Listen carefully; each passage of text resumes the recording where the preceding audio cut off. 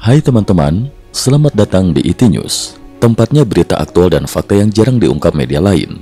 Yuk dukung kami dengan cara subscribe, like, komen, dan share, supaya lebih banyak orang tahu apa yang sebenarnya terjadi.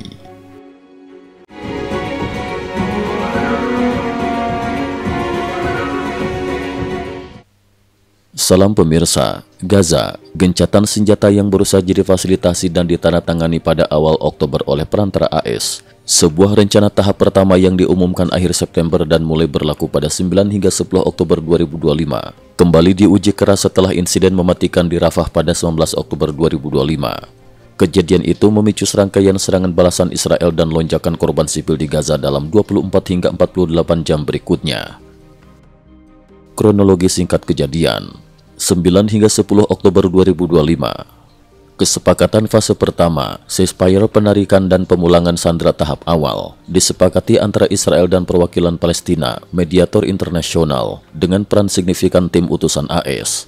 19 Oktober 2025, Rafah, IDF melaporkan bahwa beberapa anggota pasukan mereka diserang. Insiden yang menurut otoritas Israel menewaskan 2 tentara dan melukai lainnya. Israel menilai aksi itu sebagai pelanggaran serius terhadap garis demarkasi yang disepakati, memicu perintah serangan balasan. Laporan media internasional menyebut insiden ini sebagai pemicu utama eskalasi terbaru. 20 Oktober 2025, IDF melancarkan serangkaian serangan udara dan serangan terhadap puluhan target yang mereka sebut terkait infrastruktur militer Hamas. Laporan Kesehatan Palestina dan kantor berita lokal melaporkan puluhan korban tewas dan banyak lagi yang luka. Kontak diplomatik darurat antara negara-negara mediator berlangsung untuk menahan gelombang kekerasan. Apa yang diklaim masing-masing pihak? Israel, pemerintah dan militer menyatakan bahwa serangan terhadap personel mereka termasuk dari wilayah Rafah merupakan pelanggaran langsung terhadap perjanjian dan menuntut respon tegas. Perdana Menteri Benyamin Netanyahu dan para pejabat pertahanan menegaskan kebutuhan untuk menetralkan jaringan militan yang dianggap masih aktif dan berbahaya. Hamas, otoritas Gaza. Pihak Gaza dan juru bicara lokal menuduh Israel melakukan banyak pelanggaran gencatan senjata sejak awal implementasi, termasuk pembatasan bantuan dan insiden di wilayah yang diklaim sudah aman, serta menyatakan bahwa beberapa serangan balasan merupakan tindakan terhadap operasi IDF yang belum sepenuhnya mundur dari beberapa lokasi. Laporan lokal juga menyebut jumlah korban sipil akibat respon Israel. Laporan awal dari sumber kesehatan dan media lokal menyebutkan puluhan korban jiwa di Gaza sejak eskalasi terjadi, termasuk anak-anak dan warga sipil yang tidak terlibat konflik. Sementara akses bantuan kemanusiaan sempat terganggu ketika zona-zona aman, garis demarkasi menjadi titik jelas. Ratusan orang di beberapa laporan lokal dinyatakan terluka atau kehilangan tempat tinggal setelah bangunan tempat tinggal dan infrastruktur terkena serangan. Mengapa gencatan mudah retak? Analisis singkat dari pengamat dan laporan media menunjukkan beberapa faktor penyebab rapuhnya gencatan. 1. Garis demarkasi tak homogen dan zona kuning yang sulit dipetakan secara praktis, sehingga pergerakan pasukan, alat berat dan warga rentan menimbulkan gesekan. 2. Kelompok bersenjata tak terpusat.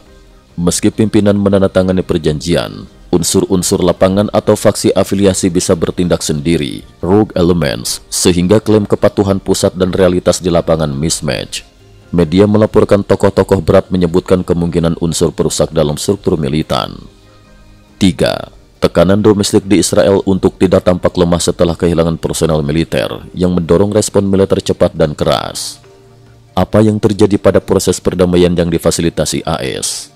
Tim utusan AS dan figur-figur yang terlibat disebut dalam beberapa laporan sebagai bagian dari delegasi kebijakan, ekonomi, kembali intens menggelar kontak darurat dengan para pihak dan negara tetangga untuk menahan eskalasi, sambil menegaskan bahwa fase pertama kesepakatan, termasuk pengembalian sandera hidup tetap menjadi prioritas. Namun sumber internasional menekankan bahwa keberlanjutan rencana yang lebih luas, demilitarisasi dan rekonstruksi bergantung pada stabilnya kepatuhan di lapangan. Risiko ke depan dan titik pengaman. Jika terjadi serangkaian serangan terkoordinasi atau pembunuhan personel Israel lagi, tekanan politik di Israel kemungkinan mendorong operasi militer lebih luas yang bisa menghancurkan fase rekonstruksi dan membuka kembali konflik berskala penuh.